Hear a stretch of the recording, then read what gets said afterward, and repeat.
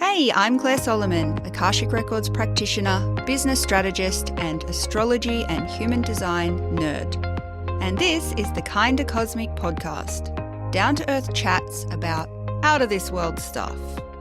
We'll talk Akashic insight, astrology, star seeds, cosmic intel, soul purpose, and all the strange, beautiful ways the universe shows up in everyday life.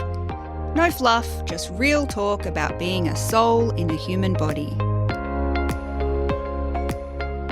Hello, friends. Today I am starting with a confession, and that is when I first got into human design, which was coming up nearly 10 years ago, when I first read my strategy, which is a big part of the human design system, I thought, what the heck?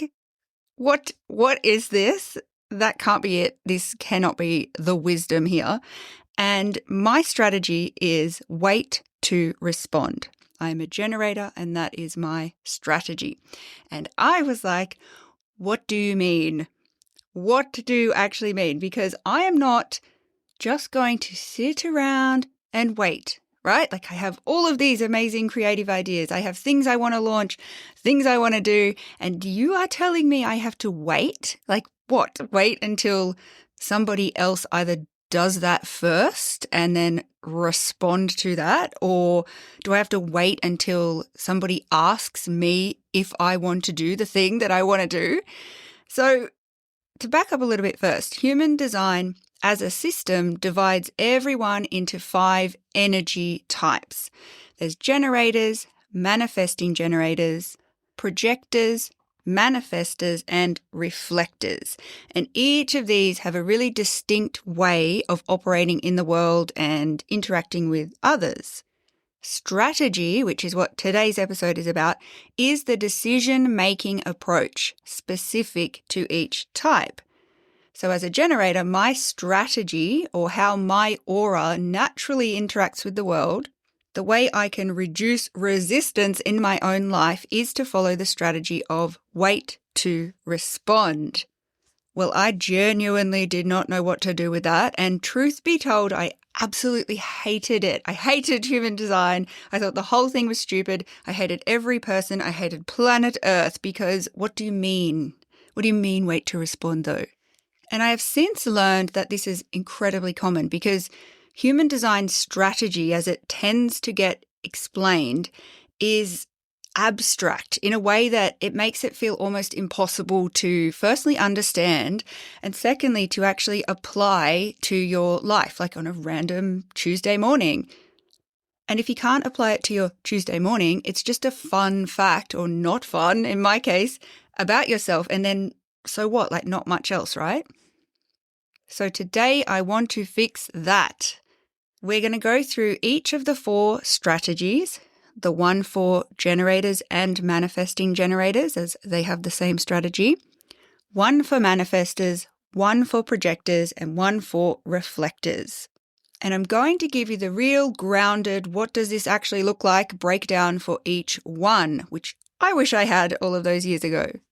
I'm also going to cover the built-in warning red flag signal for each that lets you know when you're off track because it is so helpful. But before we get into each type, here's the framing to help it land a bit better for you. Human design is essentially a map of how your energy is designed to move in the world. And strategy is the operating manual that comes with your specific energy type. And it's not like a rule that somebody made up to be difficult and painful. It's more like if you were a particular kind of engine, the strategy is the fuel that actually works in you versus the fuel that technically keeps you running but burns you out twice as fast. And here's a piece I really want you to hold as we go through, and that is every type has what's called a not self theme. And this is the emotional signature that shows up when you are consistently working against your design. So this is like your body's built-in red flag. Not in a punishment way. It's the information for you. It's your design tapping you on the shoulder going, hey, something is off, something is off, something is off. Let's recalibrate, right? And once you know yours, you will start recognizing it in retrospect first, and then eventually in real time, which is so useful. So let's get into it. Generators and manifesting generators. And I'm going to hold these two together because their strategy is the same, even though they operate quite differently in other ways. But the strategy is wait to respond. And yes, I hear you. What does it mean? And here's the thing. Generator and manifesting generator energy is designed to be responsive energy, not initiating energy. When you try to initiate something from scratch, from pure mental desire and willpower, which I'm great at, by the way, which is why I struggled with this. But when you do try and initiate from this mental place with sheer determination, things often, very often, don't quite gain traction in the way that you expected. So the effort is there, the enthusiasm is there, but something keeps feeling slightly off, like you're pushing against a door that is locked or already closed. But when you respond, when you're in responsive energy, when something in your external world lands in front of you and you get a gut reaction to it, that is when this energy type, generators and manifesting generators, switch into full power mode. And the key word is gut. Not, oh, I've thought about this and it seems really reasonable to push forward with. Like that's your brain, that's not your gut. And the gut response is this sacral response, is what it's referred to in this human design system. And it's actually a physical signal. It's like a sound or a sensation or a push or a pull feeling before your brain has even clocked what's going on, right? Like your body is responding to something. And when I say sound, it's like your body can make a sound before your brain decides if it's a good idea or not, right? So if somebody was to ask me, do you want to go camping? Every part of my body would say, hell no. I never want to go camping. So it's like your body reacts like a or a or a expansion or a contraction before your brain goes, I probably, I really need to think about this option or that option, right? So it's this physical signal, and that is your GPS. And strategy is learning to trust that. But before we go any further, I really want to bust some myths about what wait to respond actually means, because I have made it my mission to understand this because it frustrated me so much. Waiting to respond does not mean sitting at home passive-aggressively waiting for your phone to ring with the next big idea. It means actively putting yourself in environments, in conversations, and in situations that give you things to respond to. So you're not a hermit in a cave. You are somebody who creates the conditions for the right things to show up. It also does not mean you can never have a preference or an opinion of your own. You are not a blank slate. It means noticing whether the excitement you feel about something is a genuine, sacral, physical, full body yes, a physical pull, or whether it's more like a mental story you've been telling yourself about what you should do, what you should create. It also does not mean you have to wait forever.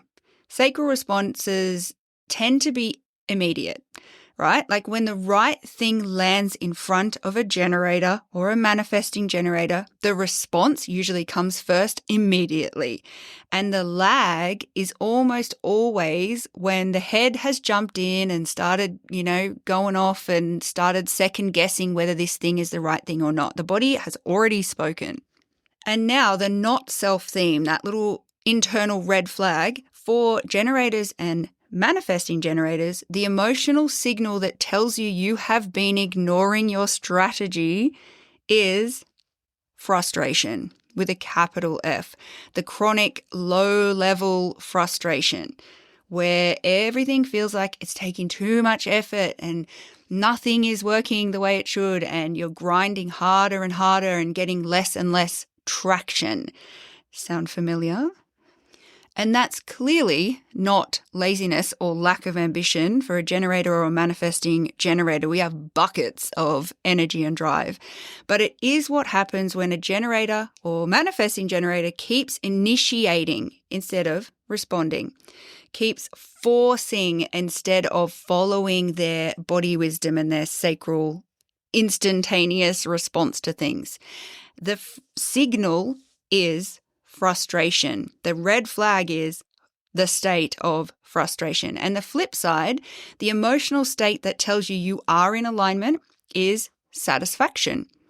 And it's not necessarily like fireworks, I've succeeded feeling. It's more like this quiet, solid sense of like, yep, this is right, this feels great.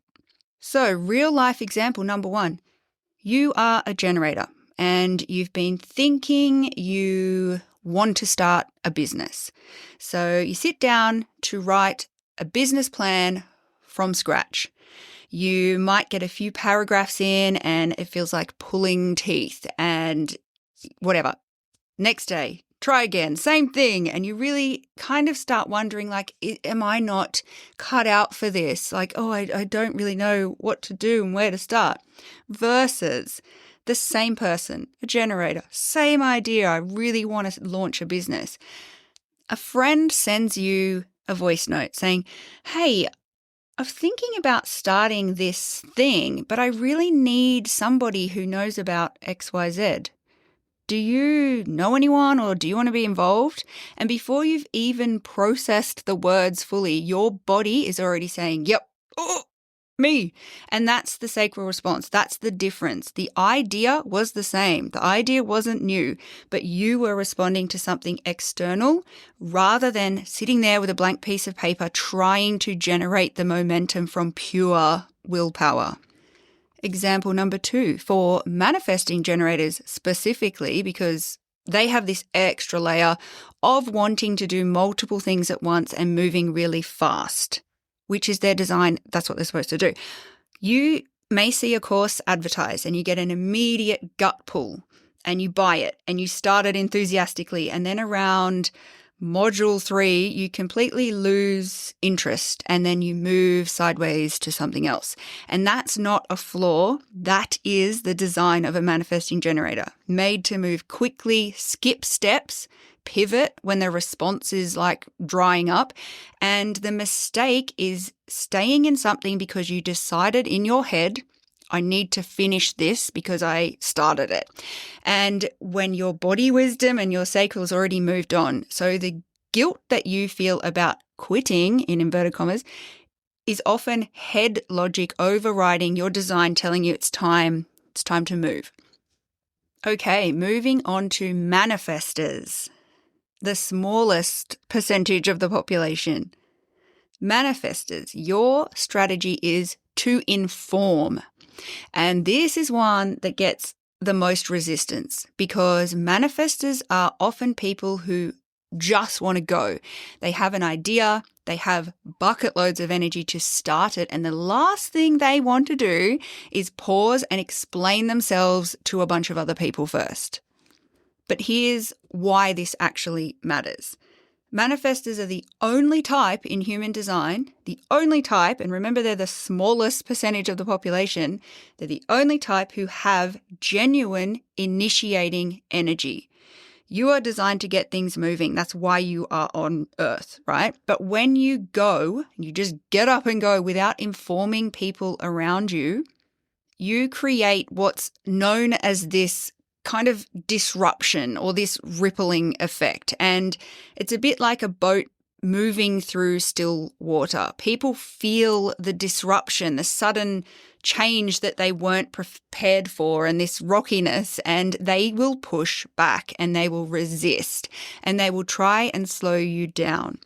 And the manifestor then experiences this as obstruction and people always getting in their way, when actually that whole thing, that whole friction was preventable. Before we go into examples, I just want to clear up what informing is not. Informing is not asking for permission. You are not requesting approval. You are not taking a vote on this idea of yours or inviting any kind of debate. You're simply giving people a heads up. And there is a significant difference between can I do this thing and I'm going to do this thing. So manifestors inform. They do not seek consensus. Second thing, informing is not a full explanation or a justification of your reasoning for the thing that you want to do. You don't owe anybody a presentation deck on why you have decided to do something. It's simply, I'm doing this thing. That covers it. And the shorter and cleaner, the better, actually. And informing is not something that only applies to huge decisions. The inform strategy works best when it's a habit, right? Or even the small stuff. The more that you practice it in low stakes moments, the more natural it will actually feel for you when it matters. The not self theme for manifestors, the manifestor's inbuilt red flag is anger. And it doesn't necessarily have to be dramatic table flipping rage, although that can happen, but it's more of this chronic undercurrent of irritation, right? The sense that people are always stopping you and getting in your way, and that you can't move freely, and that you keep hitting walls, and that everything requires this negotiation or justifying in ways that feel completely unnecessary. And the thing is, a lot of the time, the manifestor is right. The resistance from others is also real. But the inform strategy is what dissolves this whole thing, right? When manifestors inform consistently, the walls and the barriers just aren't there as much. So the anger quiets and people stop bracing for this feeling of the manifestor rocking the water because they were warned it was coming. The aligned state for manifestor is peace, not passive peace, actively peaceful, like a kind of spacious freedom to move without constant friction. Real life example. You are a manifestor and you've decided you are leaving your job. You have full clarity. You hand in your resignation and you tell your partner that evening. Your partner has gone from thinking everything is cool and stable to suddenly needing to recalculate the household finances and, panic. And even if they are actually supportive, that shock is real. And the conversation you were trying to avoid, the resistance, the friction, the arguments, you're having it anyway, except now it has an edge of, why didn't you tell me underneath it, right? Compare that to, same situation, you reach the clarity that your job is no longer aligned. You tell your partner first, I've decided I'm leaving my job. I'm not looking for input on the decision necessarily, but I just want you to know because it affects both of us. They might have questions, you answer what you choose to, but that shock and that rocking of the boat is so much smaller. You get to move forward without that residue of friction following you into whatever is next after. A more everyday example. You are a manifestor and you have decided you want to reorganize the entire kitchen on a Sunday morning. And you just start because you're a manifestor. Your housemate comes in and says, what is going on? And they can't find anything because all the drawers are weird and everything's in different spots. Confusion, friction, weird vibes, Or you can say, hey, I'm going to reorganize the kitchen today, just so you know. They nod. You reorganize the kitchen. No friction. That's informing. A few seconds of communication that buys you hours of unobstructed movement. Now on to projectors. Your strategy is to wait for the invitation. And this is one that I see projectors resist the most. And it's not necessarily because it's a confusing strategy, but because it can feel really deeply unfair. Especially if you're a projector who has real insight into what people and systems need, which they all do. By the way, that's a massive part of projectors' role on Earth. But projectors often have this experience of offering that insight and being met with nothing, or pushback, or polite nodding followed by zero uptake. And here's a bit of context. Projectors are designed to guide. Your energy is built to see so deeply and to understand systems and how things work and how people work, and to offer direction. But that focused, penetrating way of seeing things needs to be invited in. And it's when it lands uninvited that it can feel really intrusive, even when your insight is brilliant, which it is. And the projector ends up feeling unseen, undervalued, when the actual issue was timing and not your gift and your talent. But let's bust the myths first, because there are a few that circulate in human design spaces, and I want to address them directly, because waiting for the invitation does not mean, absolutely does not mean, sitting in silence and hoping somebody notices you exist. You can and must absolutely put yourself out there. Share your thinking publicly. Write, post, speak, create. That kind of visibility is what actually makes the invitations possible. Same with the generator. Putting yourself in situations where conversations are happening is what makes the stimulus to respond to. So for a projector, the invitations tend to come to those who are already visible in their energy, not to the ones who are hiding. Second myth, not every conversation requires an invitation. The invitation strategy applies specifically to sharing your guidance, your insights, or your advice with somebody, particularly about their life or work.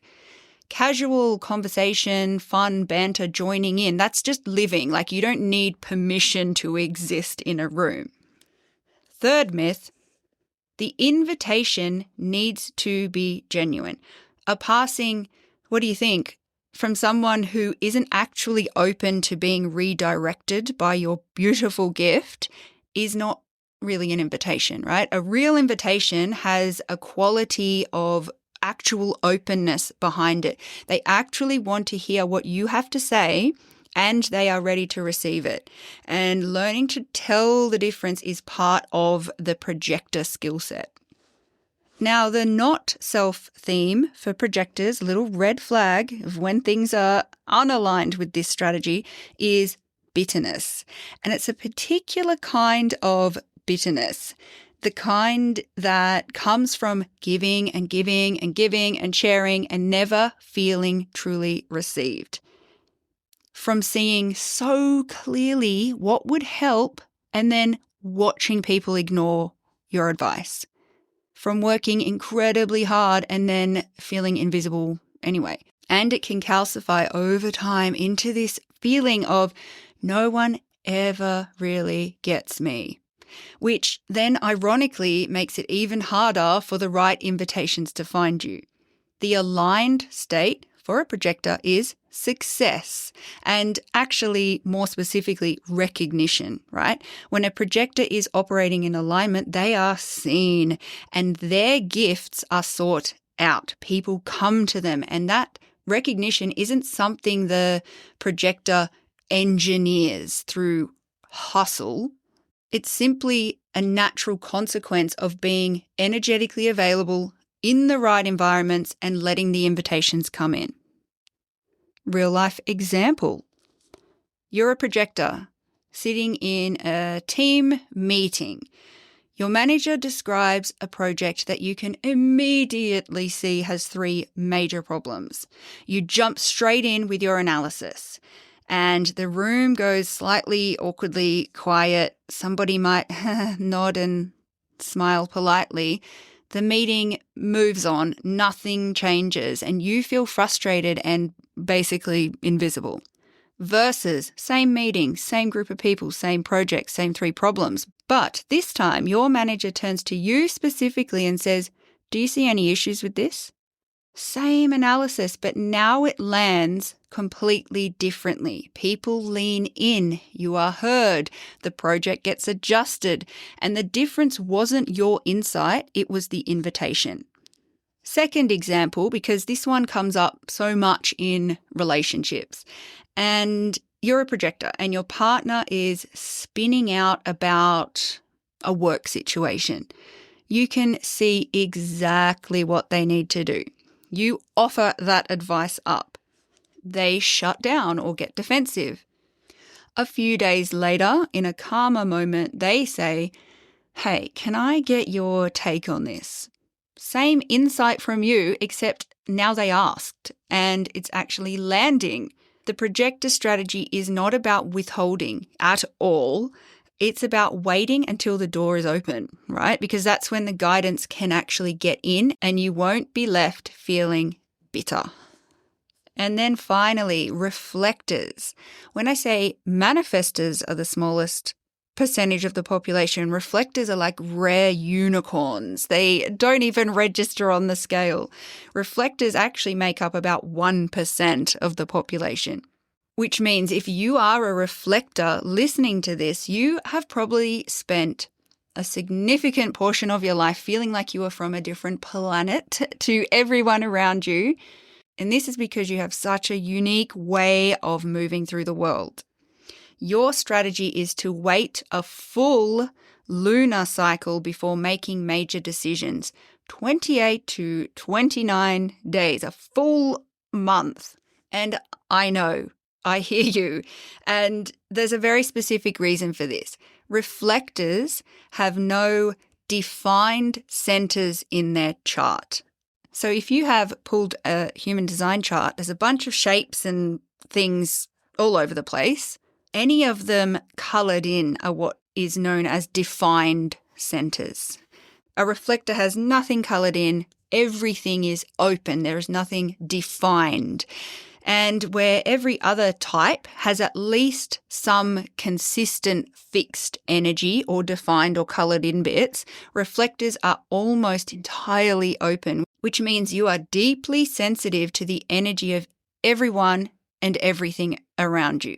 You literally absorb and reflect back the energy of your environment, which makes you an incredible barometer for the health of any group or space that you're in. But it also means your experience of yourself can shift dramatically depending on who you are with. So what this strategy actually is and is not. The 28-day wait is not about being unable to decide things quickly. Day-to-day, low-stakes choices don't require a full lunar cycle. Obviously, if you're deciding what you're having for dinner tonight, you don't need to wait a month. But it's specifically for the big life-shaping decisions, a job offer, a move, a relationship choice, a major commitment. The stakes are what triggers this waiting for a reflector, not every tiny decision. The other thing is the wait is not passive. The practice is to talk about the decision that you are trying to make with multiple people over time. So it's a very active waiting. And it's not because you're outsourcing the decision. It's because reflectors often arrive at their own clarity through conversation and reflection, right? And particularly when they get to hear their own words coming out of their own mouth when they are speaking to different people on different days and in different energetic contexts. That's where a lot of clarity comes. The enemy of the reflector strategy is pressure. External pressure to decide quickly is the single biggest way reflectors get pulled off course. If somebody is pushing you for an answer before you've had time to sit with it properly, the pressure itself is information. The right situation will almost always be able to hold space for your process. The not self theme for reflectors, the little red flag, is disappointment. A deep, recurring sense that life, people, opportunities just keep falling short. That things that seemed promising don't end up delivering, that the world isn't quite what you hoped it was. And often this disappointment has roots in the decisions that were made quickly or under somebody else's energy or pressure or timeline. And before the reflector had a chance to reflect and know what was actually theirs. The aligned state for a reflector is wonder. Reflectors in alignment have this quality of genuine delight and excitement in what life brings to them, and a capacity to be surprised and moved by things that other people just walk past without even noticing.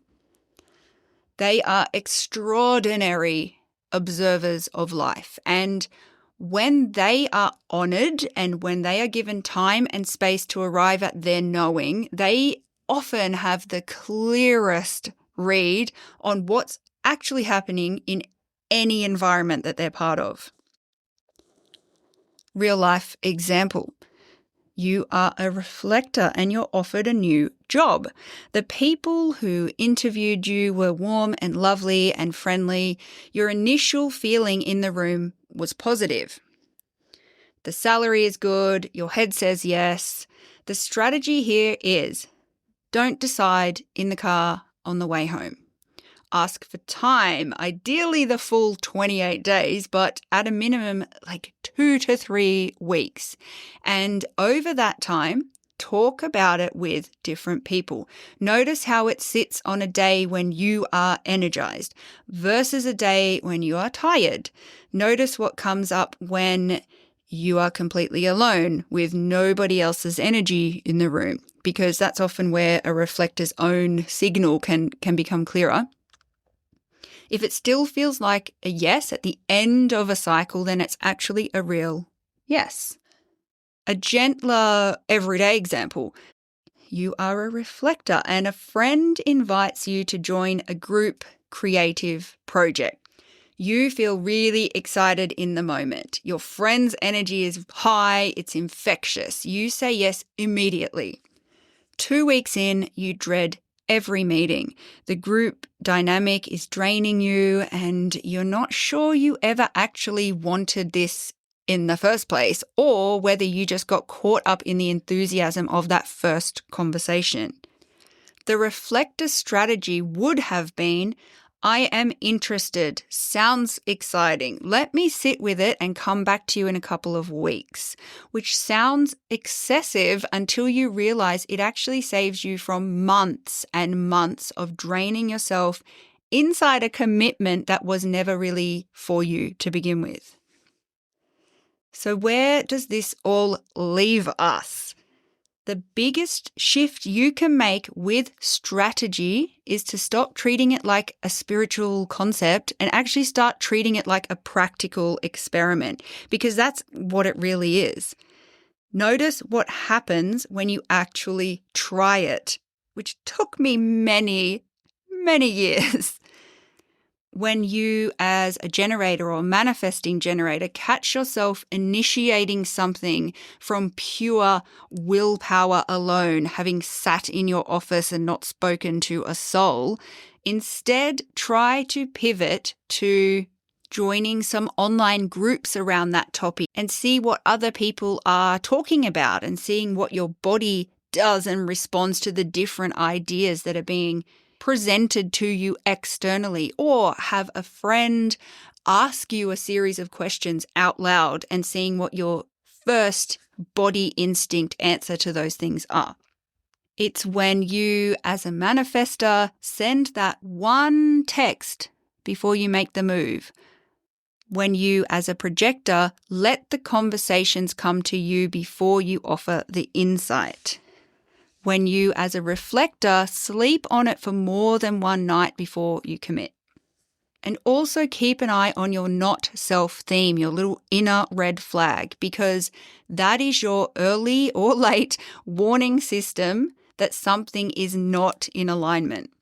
Frustration, anger, bitterness, and disappointment. And they're not telling you that life is broken or that, something majorly is wrong. They're telling you to look at where you have been working against your own design and see if there's a small adjustment available. So your action point this week is pick one small low-stakes situation where you can actually try your strategy.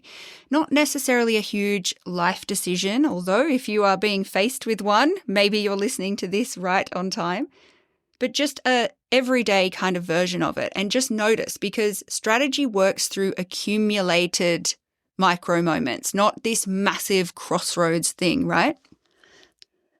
And if this conversation has got you curious about your own design, your specific type, your strategy, your authority, and how all of these layers actually fit into the shape of you, that's exactly what we go deep into inside the Soul Codes program.